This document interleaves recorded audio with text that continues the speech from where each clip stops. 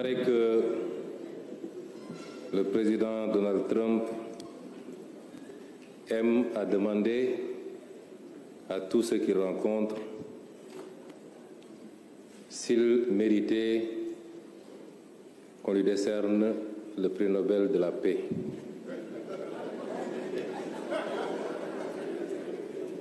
Je pense qu'il n'y a pas à répondre à ces questions.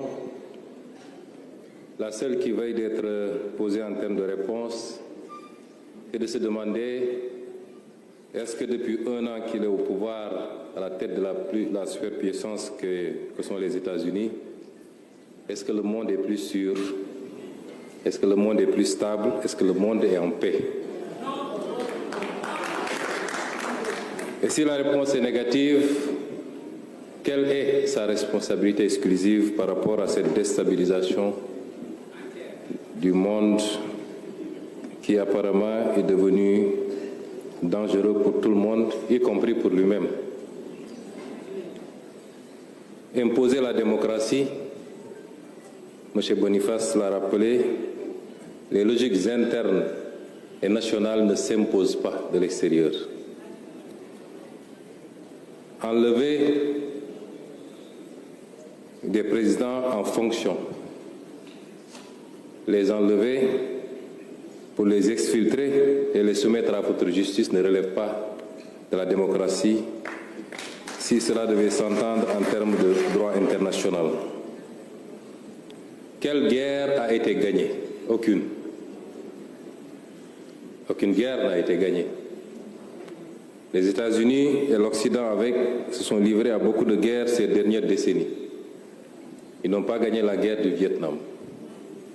Ils n'ont pas gagné la guerre en Irak, en Afghanistan, en Libye, en Syrie. Ils n'ont pas gagné la guerre même au Somalie, où ils ont été obligés de se retirer poursuivis par des bandes armées. À part semer le chaos et le désordre derrière eux dans ces pays, aucune de ces guerres n'a été gagnée parce qu'aucun des objectifs n'a été atteint.